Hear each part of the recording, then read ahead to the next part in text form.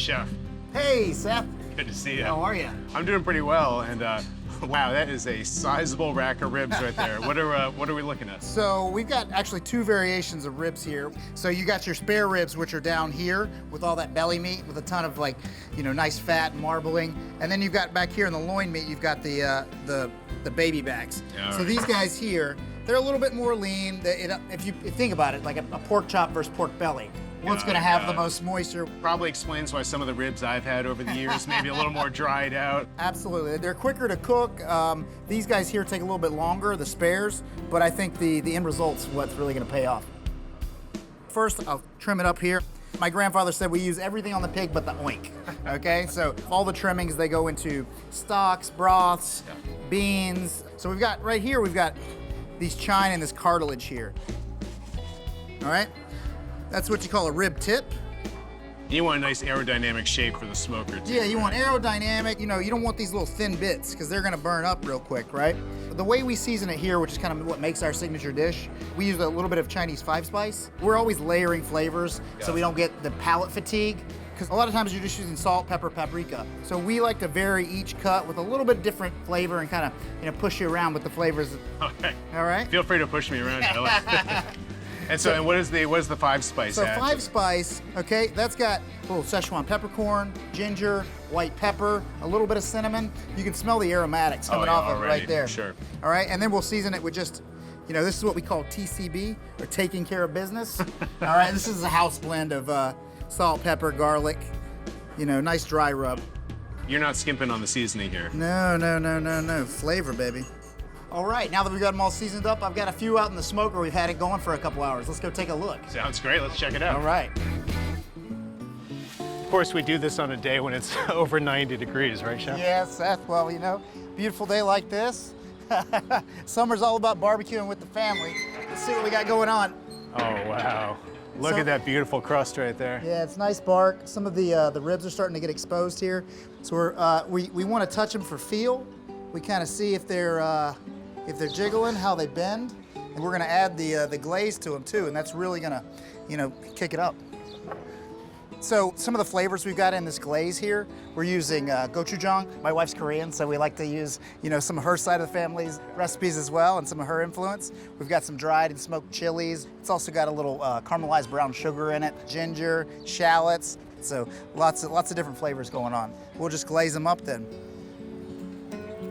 If you put this glaze on right at the get-go, after a few hours in the smoker, this thing would just be burnt to a crisp, Yeah, right? we've got sugars in there, and it would just completely over caramelize. So we want to do that when it's almost ready to come out of the smoker, but you do want to have it set in that smoker a little bit, kind of tighten up the glaze and get real sticky and delicious. Sticky sounds good. So what are the last steps here? Well, I'm gonna put them back on the smoker, let that glaze kind of set and finish cooking, and then wrap them up.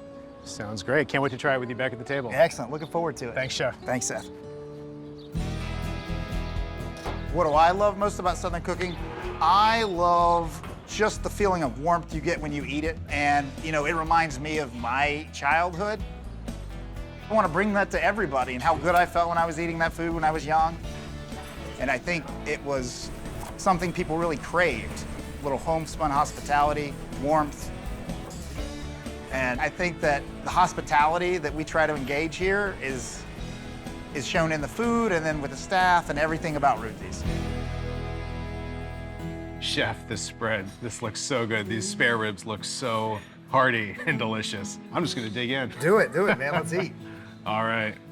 I don't know how I'm gonna eat this without making a mess, but I'm just gonna go for it. It's so. barbecue, It's you gotta be barbecue. a little messy.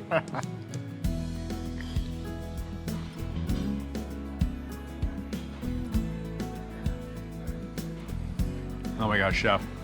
That's just awesome. Even picking up some of those spices that you put on, it's not just salt and pepper. Yeah, we want to make every bite unique, so everything that you're gonna get when you come in, every dish is gonna be something different and hopefully delicious. And I like it's a good hearty bite to it too. Oh yeah. Not fall off the bone. Common misconception is the meat should be falling off the bone. You want them to be tender and moist and delicious, but not where the pulling off the bone and everything's coming off. You want to see where you sunk your teeth into it? Absolutely. Oh, I gotta go for another one.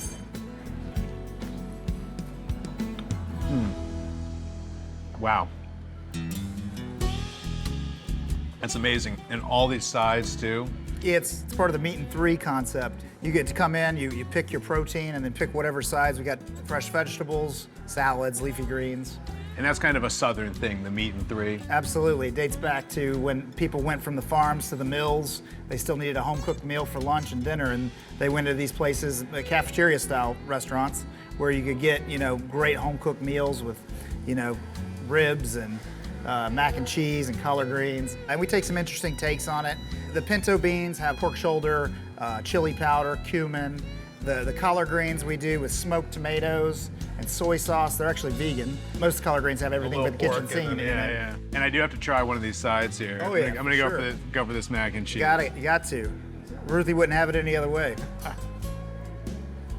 It's a sort of a casserole style mac and cheese, so a little bit different, delicious, all the same.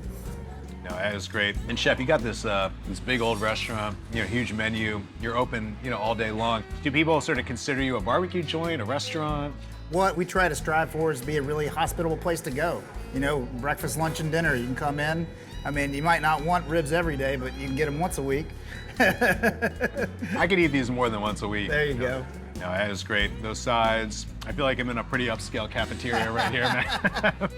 Thank you so much for taking me out of the smoker on a hot day. You bet. I'm glad we could cool down and get some cold beer to wash it all down. Good day for barbecue, Seth. Sure was. Hey, cheers, man. Appreciate it. Salute.